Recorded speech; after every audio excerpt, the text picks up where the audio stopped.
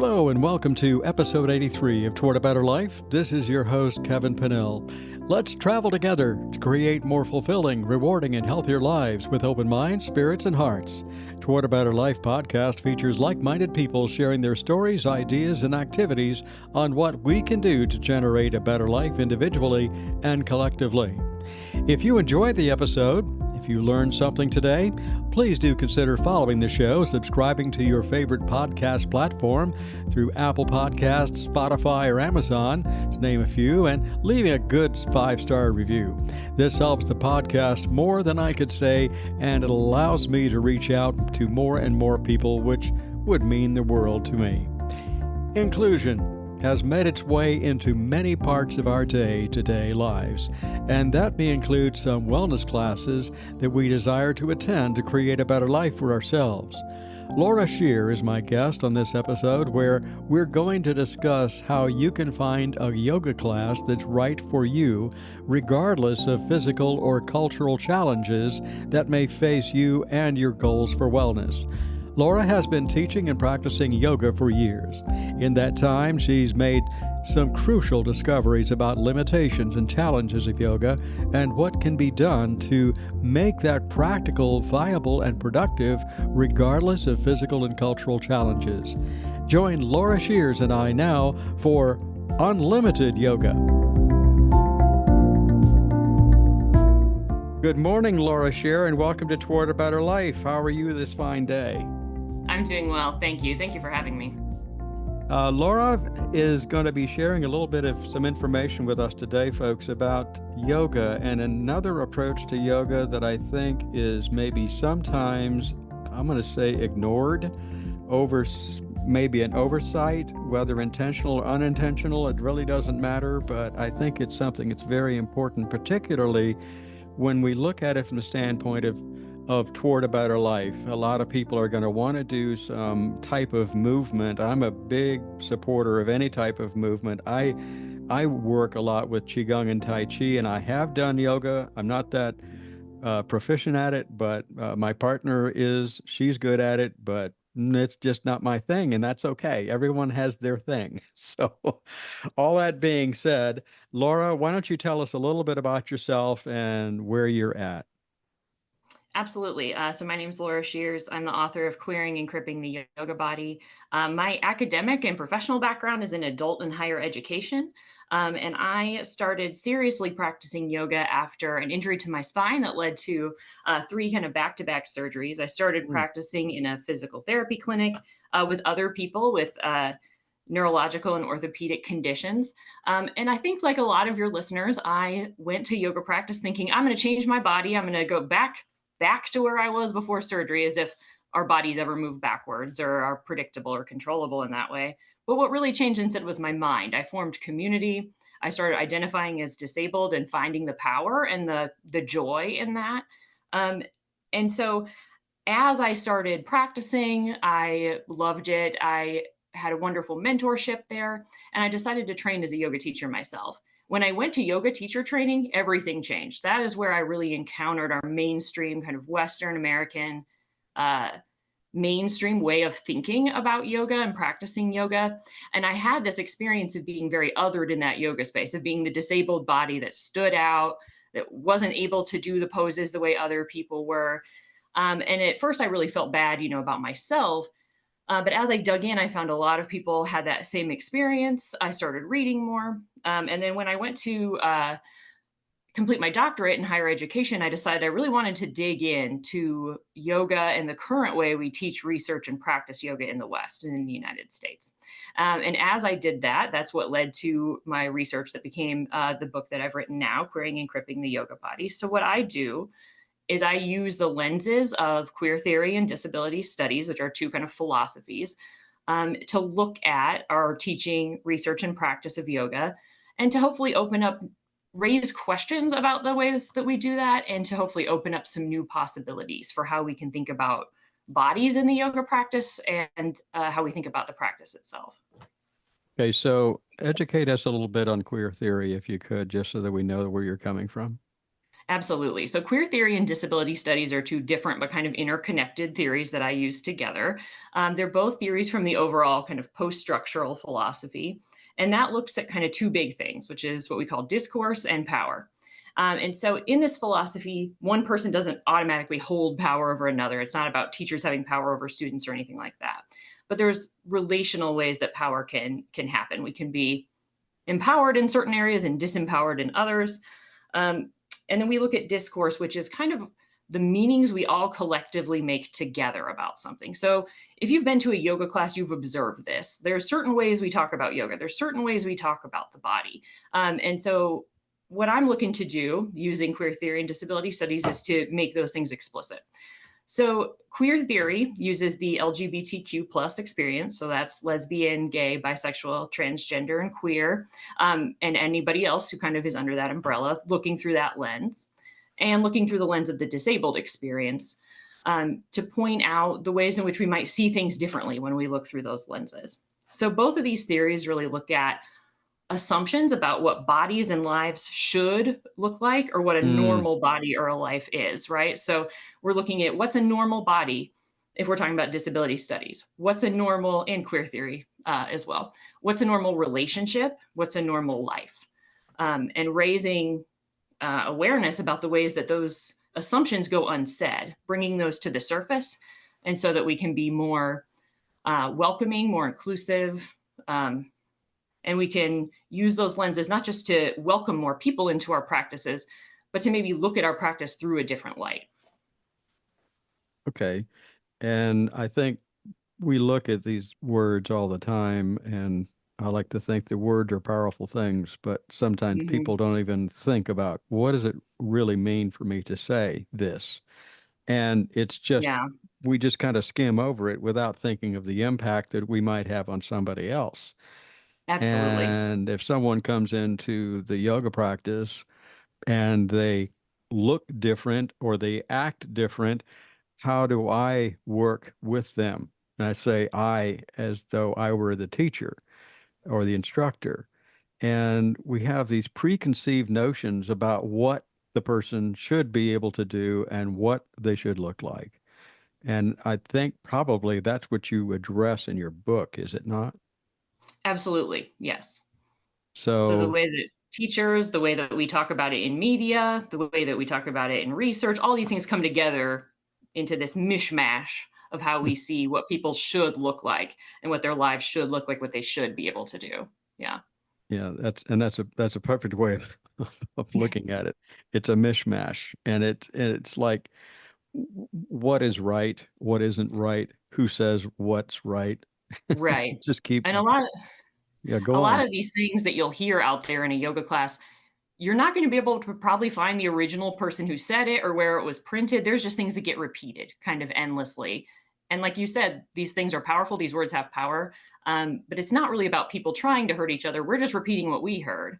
And Uh-huh. so my goal would be to help us all to pause and think about those things, like you said. So let's look at it from a student's perspective for just a second. Sure. I'm gonna play the person that has never done yoga in their life and has no concept of all of any kind of movement activity, Tai Chi, Qigong, whatever. I've Right. never done any of this stuff, and yet I'm starting to develop some of it, some. I'm going to say inabilities to do certain things that I used to be able to do 20 years ago. And my doctor thinks I need to do yoga. So I'm Yeah. completely ignorant of a lot of stuff that might go on in a yoga class. So I go into this yoga class, and it's a nice setup. It's a nice ambiance, and you feel pretty relaxed. And then it starts. And I have, like I said, I've been to a couple, but I'm just going to say what does that person do when they go in there and they see people doing these stretches and everything else? And maybe I've got a really good instructor who is very cognizant and maybe even evokes a little compassion toward their students and trying to work with Mhm. them. And I try to get myself into a position, name the position. I don't care what it is. Right. The only thing that I can think of off the top of my head, why I don't know, there's one is a warrior pose and the other one is downward dog. And if Sure. if Yeah. I'm if I'm in my 70s And I have never Hmm. done anything like this before in my life. And I try to get into downward dog. I may get into the downward dog, but you may have to get me up. Right. So, Absolutely. so I'm a little, I'm going to continue my part here, and I tend to be a little self-conscious about what people think of me. Now, I'm Yes. sure no one thinks that nowadays. Not No at one can all. relate to that. Yeah. No, of course not. So I'm seeing this person next to me who's probably 15 to 20 pounds lighter than I am, and they are about the same age as I am, at least I think they are. And they get into this pose and they just go right into it. And I'm saying, wow, yeah, I can do that. And I start to go into it and I say, oh, wait, what? Wait, what? This isn't working Right. for me. And then I go into a little word, and that little word is guilt Yes. Yes. because I can't do it. Hmm. So Yeah. help me. Help me Yeah. with this a little bit, Laura. Absolutely. Tell me what to do now that I'm looking at some of this stuff. And okay, we throw in one more thing. 8 months ago, I had a hip replacement. So Mm. let's Yeah. throw that in. Yeah. But I didn't tell the instructor that. Right. So where Yes. do I go? What do I do? Yes. So hopefully in an ideal world, you'd have an instructor who would have made that a safer place to share that information. But I also know that we do tend to put a lot of judgment, especially in wellness spaces, on surgery, medication, on needing those interventions, which we all do, especially as we get older. We all are going to need those interventions eventually. I think one wonderful thing that my teacher really helped set me on the right path, I suppose, with was was teaching us that yoga, it's not the poses. The poses are one thing that you do in a class, and that's a wonderful movement. I love it. I enjoy it. But ultimately, that's not what yoga is. Yoga is a mind, body, spirit philosophy and practice. And so you can practice yoga, have never doing downward dog, never doing any pose. Um, if that's what that practice is going to look like for you. So I think that something that folks can do if they find themselves in that position is the more that you kind of learn about yoga, the more reading that you do, the more that you dig into that and start to see that it's about the way you carry yourself. It's about the ethical approach to your life. It's about connecting your mind and your body and your breath, um, and bringing those things together. That whether or not you can do downward dog is pretty irrelevant. Um, and then also, if we start to bring that approach to our practice, one thing for me that I've found very helpful is that yoga is about non-judgmental awareness and non-judgmental acceptance.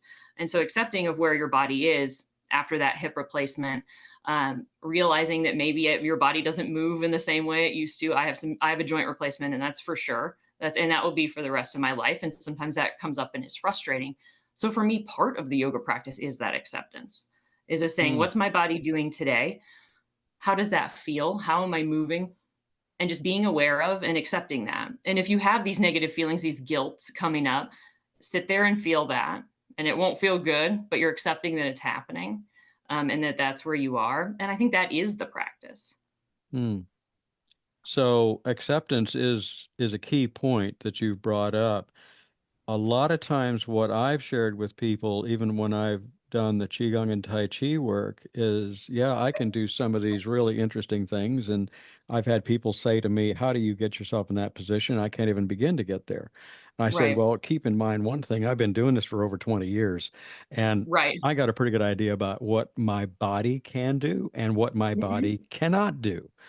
But Right. it's because I've gone through that process of knowing my limitations, Yes. accepting my Hmm. limitations, Exactly. working within my limitations. Yes. And I think if that's something that we can do from a student's perspective is realizing I have my limitations.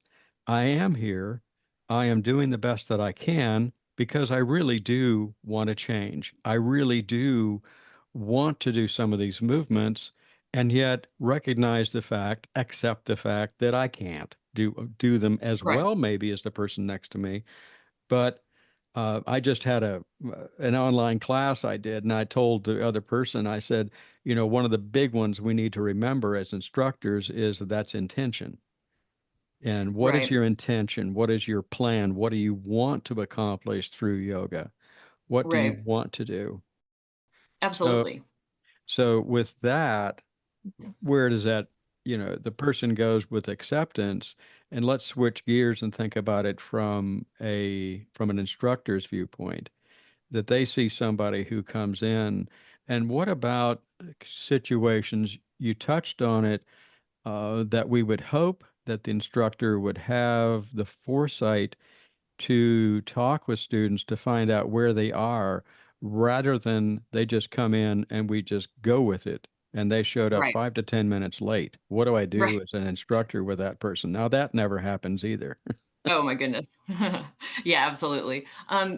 I think a lot of this ultimately does, and this may be a different conversation, but a lot of this ultimately does go back to the way yoga instructors are trained and whether they're given the tools that they need Hmm. in order to meet those situations. Because a lot of yoga teachers coming out of yoga teacher training report that they're really not. We're taught how to teach a specific body, which is like a young, thin, able body who has some experience with movement practice and even with yoga, postural yoga. Um, and so part of it is that, right? That teachers need better support and training and places to process these kind of things. Um, in my opinion, and kind of the way that I try to teach is that anyone can walk through the door at any time, and that people might have limitations you don't know about, or things going on that you don't know about, and even that we're all different day to day. So something that I would encourage teachers to do is to offer as many options. And that's how I put it, as options instead of modifications or um, if you can do the pose like this, if you can do downward dog, but if you can't do child's pose, instead of kind of a can and can't, here's a couple of different options for this next pose. And that way people can kind of choose what they want to do. Hmm. And I think, especially even with I've taught students who are in their 70s and 80s with hip replacements. I've taught students who are 17 and think they can do whatever. But a big learning thing for them was often that it's not always about doing the most challenging, whatever that means, thing that your body can handle at that moment, the most strenuous thing. Hmm. To ask people to check in with their own bodies. What's your energy level today? Hmm. Maybe you're kind of tired and you don't need to be doing that, or it's not even safe. Maybe you need to be a little bit kinder and more restorative with yourself because you've had a hard day. Maybe you have a lot of energy and you want to get moving because you're stressed and you think some movement will help you uh, to focus a little bit more. So I think encouraging folks to check in with where they are, offer options, and let them kind of self-direct their own practice. So if we were to be that person again, the student that's coming in and they are interested in looking at some classes, and I've even had people ask me that when they come in for massage, that they really Mhm. want to do some of these things. And I've got some things in the back of my mind that I usually do. But one of the things that I share is don't base your yoga experience, if you've never done it at all, on one experience, Oh, right. Yeah. and go out and check out some different yoga practices that are available in Mhm. your given area. And Yes. maybe they're not even in from North Carolina. Maybe they're not from Dakota. They're not from any, but Yeah. find the place that seems to work for you. But that being said, Laura, what would you say would be some good criteria for a student to look at to find a good yoga practice? Absolutely. So one thing that I like to advocate for is often we think about fitness centers and yoga studios as the places that offer these courses, but they are offered in a lot of non-traditional spaces as well. And a lot of times those might be a better fit for you. So Mm. look at if your senior center has yoga. Look at if a lot of public libraries offer free yoga. Um, I've taught yoga at community college. They tend to be either free or more inexpensive, so a little bit more accessible. Um, and because they have a more diverse student body, often the teachers have dealt with have worked with folks who are not necessarily the same crowd as goes to the yoga studio. So don't discount those kind of places. That would be the first thing that I would say. Look around your local area, see if there are um, spaces offering classes that might not have been the first place you would have looked. Like I said, I started practicing in a physical therapy clinic. If you have um, some injuries and you're concerned about injury, those can be some spaces that are a little bit safer. Um, Otherwise, I think, unfortunately, there's a little bit of trial and error. And as Mhm. you're going through that, very much give yourself permission to not do something that other folks are doing. Mm. That's been the case for me. I've sometimes attended classes, and even though I'm a yoga teacher myself, it seemed good as we were having that initial conversation. The person said, "Oh, of course, you know, I've worked with lots of folks with back injuries or this, that, and the third." And then I get into the course and I can't, and the poses don't work for my body. Give Mhm. yourself permission to not do them if Okay. that's the case, and then find a different, check out a different class. Um, yeah, I wish that there was like a one clean and easy thing to say, "Oh, do this Well for sure," well, but it is pretty subjective, and I understand it that. is. It is. And you can also call ahead, to places and ask. Say, "This is my experience. Do you have any are there any instructors with a similar experience to me?" Right? Mhm.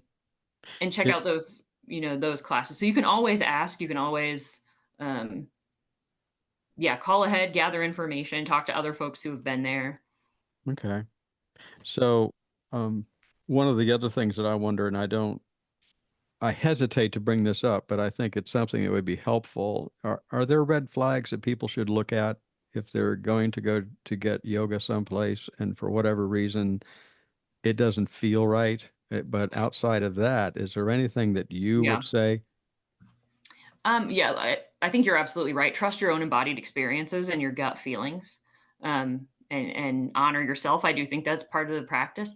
For me personally, as someone who has some significant injuries, I think that if you're being told like, "Oh, you should be able to do this," that Mhm. always raises a little bit of concern for me. Similarly, if someone says that, if you just do this enough, you'll fix yourself, I'm very wary of that. I've found that to be the overpromise, or if you'd just done enough yoga, you wouldn't have had that back surgery, those kind of things where we're saying Mhm. like, we're treating the practice as, oh, it's just gonna solve every physical ailment you can possibly have. I would be very wary of that. Those have been kind of my personal experiences. And Mhm. again, that's not calling out any individual yoga teachers. A lot of this goes back to the way that we're trained. And Mhm. so a lot of yoga teachers, we're learning and unlearning, doing a lot of unlearning in that process. And so again, yeah, that's not to fault any yoga instructors, but those might be some things to be aware of. And I get it. From the instruction of qigong and tai chi, I would say the same thing. Mm, And you can have some of that same conversation about, well, why can't you do that? I can do it. Well, yeah, right. I can, but I've been doing it for years. Right. And so Yes. it's not about that. It's not about ego. It's about what can I do to help this person from where they Right. are. Yeah. Absolutely. And I think one thing that I did learn in my yoga teacher training that I do think was very valuable is that when you're teaching, that's not your practice. Like my practice time is my own practice time, and I practice on my own at this point because I find that the most rewarding. And at that point, I might be trying out something new with a specific posture, for example, that I wouldn't necessarily share with students who are new. I Mhm. usually, when I'm teaching, take the simplest form of any posture, take the quote unquote modification so that students see the teacher modeling, hey, it's okay to Mhm. use this chair as a prop in my downward dog, to use these kind of different things, to take what is sometimes considered a modification of the pose. And so that's something too, I think that's a positive thing to look for in teachers. If the teacher's willing to not kind of show off what their own body can do, but to kind of meet the students where they are, and demonstrate different ways like that. And so yes, as teachers, I think it's important that we know, um, this is teaching time. This is the student's practice. This is not my practice. Yeah. What's a good form of yoga to start with if you've never done any of this before? I know that's This subjective as well, but That's a tough one because we know we don't necessarily there aren't clean definitions of different types of yoga. I think I would be wary of places that have levels, that have like level 1, level 2, level 3, but often spaces that are fairly welcoming. We have a space in Asheville called Asheville Community Yoga that's, sliding scale donation based. And they will put on their schedule something like beginners welcome, or this class is good for beginners. This class is appropriate for beginners. That's always okay. a great place Mhm. to start. And to me, and of course, we're all going to define beginner differently. But to me, a beginner is someone who like doesn't know what the poses Yeah. are called. So the teacher says, get in a downward dog, and you're like looking around, what's that? Then Yeah. you, at that point, you'd be a beginner. Or are You you looking don't, for a dog? yeah, you're looking for a literal dog. Yeah, then at that point, you're a beginner. I don't think that you have to earn moving out of beginner circles by a certain level of physical capacity. Uh, but yes, if you're brand new, you don't know what anything's called, yeah, you can look for a beginner on a schedule. Yeah. Yeah. Because I've also heard there's hot yoga and stuff like this, and I'm, you know, I would not start there. No, no, I would. no. It's probably a good idea to avoid that one. So we've got a good idea, and we've had some really good ideas. Can you tell us a little bit more about your book? Because your Absolutely. book is really, I think that's the thing that really got me interested, honestly, in talking with you, queering and cripping. And let's talk about, so we got the thing about queer theory. Tell us a little bit about cripping theory, or if Yeah. there is such a thing. Yeah, crip theory is another word for disability studies. So it's Okay. looking through the disabled experience. And both, so some folks listening to this, depending on our ages and our experiences, I know that both the words queer and crip are, they've been used as insults. We're kind of taking them back and saying these are positive things. These are things that we celebrate. But I do want to acknowledge that they have been used for harm in the past within these theories where we're trying to take those words back and see them in a positive way. And queering and cripping is kind of like looking through the lenses of queer and disabled experiences and saying, how can we use those to change up our practice or to change up anything really, to make it both more welcoming and inclusive, and to see what possibilities for the practice we can open when we look through those lenses. So, how is maybe like yoga practice, Tai Chi, anything being constrained? And how can we work to unconstrain it? That's what queering and cripping is. Okay. So is queering and cripping, is that focused more for an instructor or for a student or for both? Anybody. Yeah. So in my book, I look at yoga research, like the way that we medically study yoga, media, which is like how you see it in yoga journal, other spaces like that, and yoga teacher training, how teachers are trained in our curriculum, and then also just kind of our own embodied experiences. So queering and cripping are kind of like acts of resistance against the ways that we're being constrained, and anybody can do it in any capacity. Yeah. So can we go a little bit deeper as far Sure. as looking at it and trying to see let's take queering for an example. Let's take queering theory. I got it. We understand what it is, but how does that work Mhm. its way into yoga? Sure, absolutely. So sometimes when we're talking about queering, we're kind of looking at the specific constraints that are around gender and sexuality in spaces. So a lot of times, let's say that you're in a yoga class and you hear a teacher say something like, "This pose is easier for guys," or There you go. um, that would be something. If you want to queer that space, you could point that out. Hey, that didn't feel great, and you don't have to be part of that community to do it. Everybody Hmm. can speak up and use their voices about that. Another example that I use is there's a lot of encouragement, especially of women in the practice, to practice so that you can do your household tasks better, right? This pose will help you take a dish off a plate. This will help pose will help you pick up a child. You know, you can speak up and say, "Hey, I want to take care of myself," and that's an act of resistance if you're a woman, to not just be serving men and children through your practice, but to be looking after you, taking care of you. So that's another way that you can queer the practice. So it's not necessarily being argumentative as much No, as it is establishing your boundaries. absolutely. Yeah. And I think knowing your own worth is an act of resistance, taking care of yourself, even instead of using that pose to make yourself stronger so that you can do the household chores, for example, maybe you just really need some rest. And that Mhm. might be an act of resistance. It's just you at home with your pillows doing your restorative yoga, taking care of yourself. That can be a way to do it too. So, no, it's not about arguing, it's more about raising awareness. And we call Mhm. it opening up possibilities.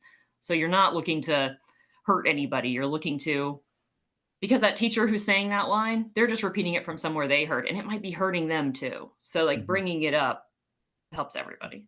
Yeah. I can relate to this as even as an instructor, because Mm, I made a couple of statements when I was teaching some stuff with massage therapy. And I had a student that came up to me after class, didn't say it during class, and that's appreciated, but they came up after the class and they said, "You remember when you said this, this, this, and this?" I said, "Yeah." They said, "With all due respect, I took offense to that." And when you say that to somebody and you're the instructor, mm, you really need to.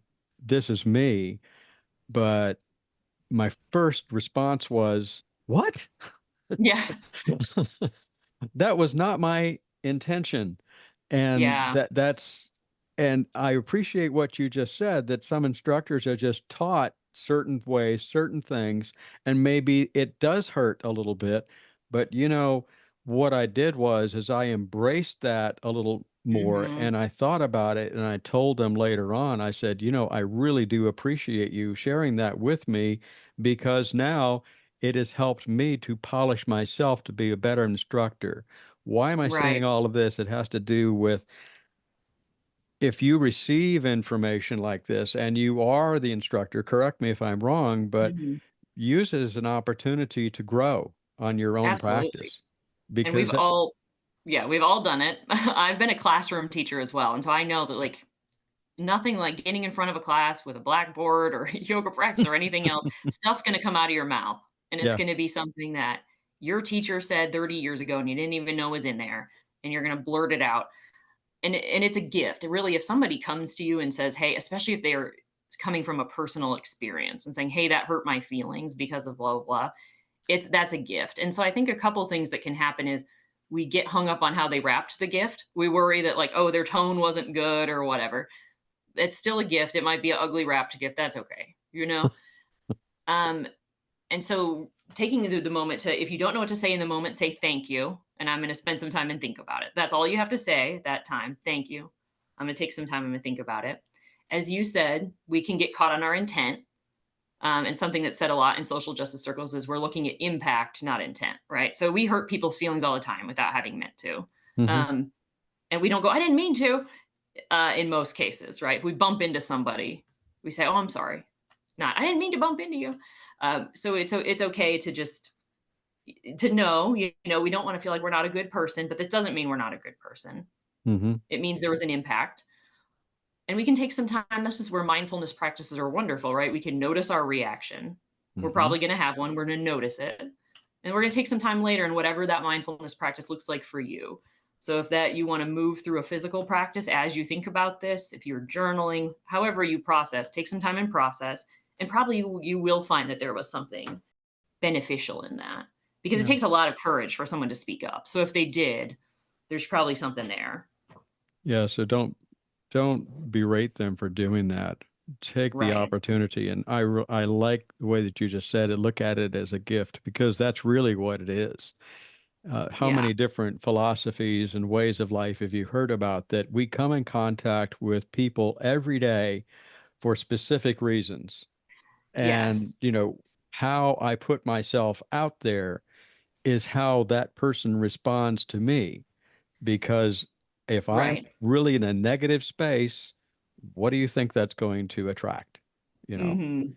as opposed to if I'm going to be more positive, more loving, more caring, more sharing in my way that I express myself, then what is that going to produce? And that's really what I want to produce. Right. So if I'm really looking at this life as a growth process, and I like to think about it a lot of times as school, uh, Yeah. why did this person come into me? Why did this incident take place? Not, I don't want to go way off on a subject here, but something just popped into my head, and that is when you're driving down the road and somebody cuts you off, what's your first response? And Right. we won't discuss that, the possibilities of responses. But how often do we hear stories about road rage and things like Right. that? And I don't know that person's story that just cut me off. Right. They could Exactly. literally be on the way to the hospital because a loved one has just been in a car wreck or they're Mhm. dying or whatever. Right. Maybe they're distracted. There's all kinds of possibilities on why that took place. But rather than jump into their stuff of all the nerve, what can I personally learn from that Right. experience? And the easy one is take life a little differently and accept Mhm. that not everyone is where you are right now, and you need to just maybe back off yourself. Maybe your learning process is not to go into road rage, not to Right. get upset, but just to kind of go with it and be thankful that no one got hurt Right. and we're all good, and just go back into yourself and focus on what you're doing. That's just where that went, I don't know, but I think about things like that when we're thinking about how a student might come to me and talk about stuff like that. Or if a student Right. would come up to me as a yoga instructor and they say, I didn't appreciate the way that you did that. And then the other part is that I appreciate the way that you said that, Laura, was we don't have to express the entire information, and we don't have to get into a dialogue right then and there. We can just say, thank you. I really appreciate that. Let me think about it, because that's probably the best answer, rather than saying, well, let me think about that. No, just, no, Yeah. no, don't go anywhere. We're going to talk this out. No, maybe they Right. don't want to talk it out. They're just sharing their thoughts. Right. And that's one thing too, that especially if that person is coming from a personal experience and often a marginalized experience, they're probably tired from having a lot of these conversations. And so as the instructor, as much as we can take on, thank the person for their time. You can invite them if there's more they want to say. But our initial reaction is probably going to come from a place of defensiveness. And that's probably not what, if we look back later, we probably will wish we hadn't been so defensive. So Hmm. it's good to give yourself that space to feel your feelings, process them. Like I said, engage in your whatever practices you do to process them, but also not force that person to educate you. Spend some time with yourself, educate yourself, reflect. So how Because yeah, can, like you said, they may not want to um, yeah, yeah, have that whole dialogue. They may be in a hurry to get to their next meeting or something. yeah, Yeah, or their next class. yeah, right. Yeah. If I were an instructor also, let's look at it again from that perspective. How do I make my space more welcoming to queering and cripping? Absolutely. So our physical spaces say a lot about the kind of environment that we're creating. And so part of that is physical accessibility. I know that's kind of the obvious one people think of a lot with disability, but often when we have spaces, we send a message if our space isn't accessible to everyone, right? If you have to walk up some stairs to get to your yoga studio, we're kind of sending a message, even without meaning to, about who's welcome here. You have to be able to use stairs, is what you're saying. So things like that, looking around your space. There's a lot of wonderful guidelines out there about creating more accessible spaces for folks with disabilities. So that would be one thing. Another is, like I mentioned, your language, instead of saying the can and can't type of thing, offering options to students. Another thing I would say is to avoid comments about people's genders or identities if you don't know them. So saying like I said, that this pose is harder for guys, or hey, ladies, well, you don't know how everyone in that room may identify. We don't necessarily want to use that sort of language. Just so be aware of that. I would say just start to have some awareness of that if you're teaching, of how you might be addressing folks and making those kind of blanket comments about what bodies should or shouldn't be like. I think those are some things that you can start removing from your language, and nothing will be lost as you do that. So those are some things I would start with. Okay. I would think And about, as you're offering different classes, as you're advertising for them, thinking, is anyone being left out kind of unintentionally okay. from this, right? So one example I've seen a lot in yoga classes, this is kind of an easy one, but is like a mommy and me yoga class. But what if a dad wants to take a class? Hmm. Or the kids being raised by their grandparents. Is there a way we can say, there's a yoga studio here that offers a class and they call it baby and beloved, right? So is there a way we can change our language a little bit to show, hey, we're going to welcome more folks? Hmm. Okay. And that goes back to being inclusive is what it Yeah. amounts to. Hmm. Create the space that's welcoming for everyone with no judgment. That's that's the essence. Yes. And like And you said, students may come up to you and say things. And another thing to do is to welcome that at the beginning of class. Say, I'm really trying to create an environment that includes everyone, but I have my own biases, my own experiences. I might make some mistakes. I'm very welcome to feedback. And just putting that out there, giving students a way to give feedback, not to your face. So, like a form they could write down on different way. Like if you open yourself up to that feedback too, that shows that you're willing to keep learning and that this is a practice for you too. okay. So here's one question that came to mind. What Sure. led you to create this book in the first place? I think it really started with my own experience in yoga teacher training, which was just, it started with just a feeling. And I think it does for most of us who dig into this kind of work, right? It just Hmm. started with this feeling that I just didn't belong there. Hmm. And it just felt kind of gross. Like that's that, and that's not a very academic thing to say. That's just how it felt. And I Hmm. felt spent a lot of time going like, what is this? What's going on? And just knowing it just wasn't right, kind of hearing over and over, well, if you'd just done more yoga, you wouldn't have had that back surgery. Oh, kind of being talked, having my body being examined and talked about, standing out in a group of very able bodied people, and just having this feeling about it and not knowing what to do with that feeling. And Hmm. then from there, when I was working on my doctorate, I started reading these theories like queer theory and disability studies and saying, oh, this gives me language to talk about something I already felt and knew. But now I have words to put to it. And like you said, words have power. And so as I started digging into those things and finding ways to talk about them, that's really kind of where this work came from. So is it a big issue, do you think, in today's society, What's that? the queering and cripping? I would say they are queering and cripping are kind of like tools or processes that you can use to address big issues that are in society and really any issues.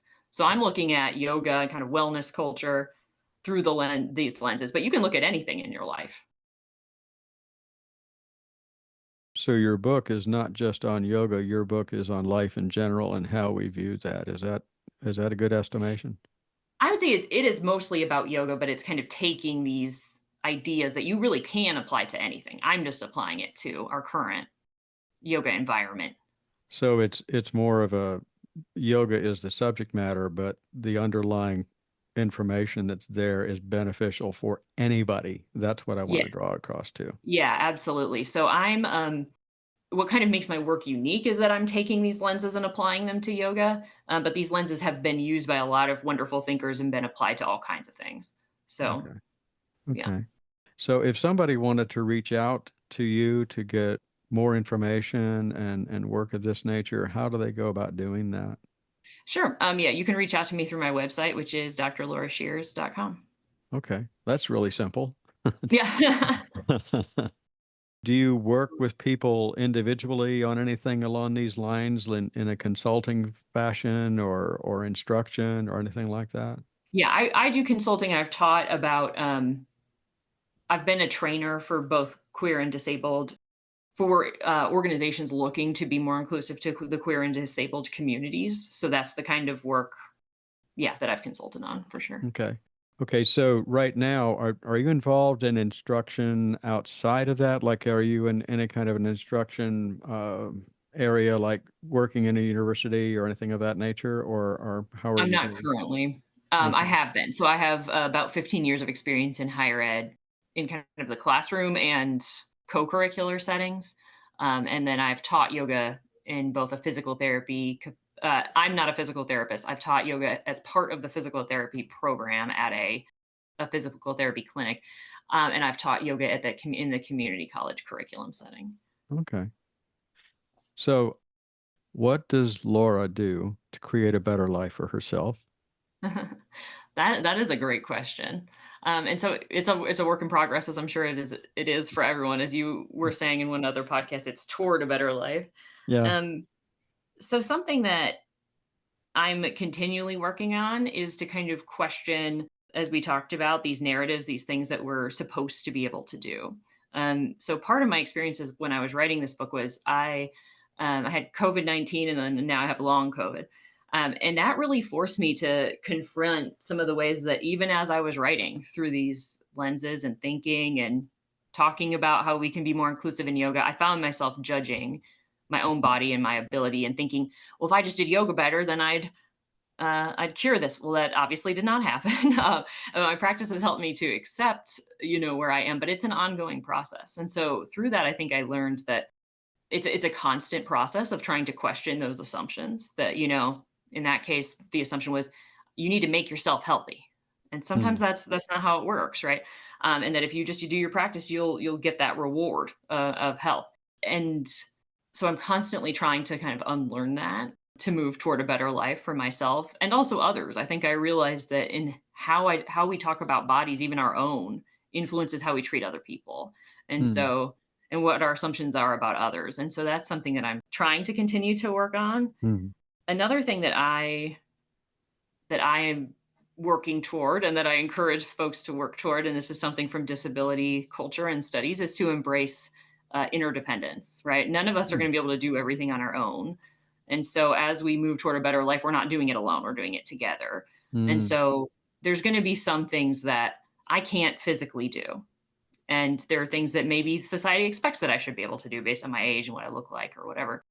But realizing, giving myself credit for the things that I am contributing, even if those are things that aren't noticed as much. So if you're someone who has a disability, noticing when you're giving someone a listening ear, noticing when you're helping someone process or plan something.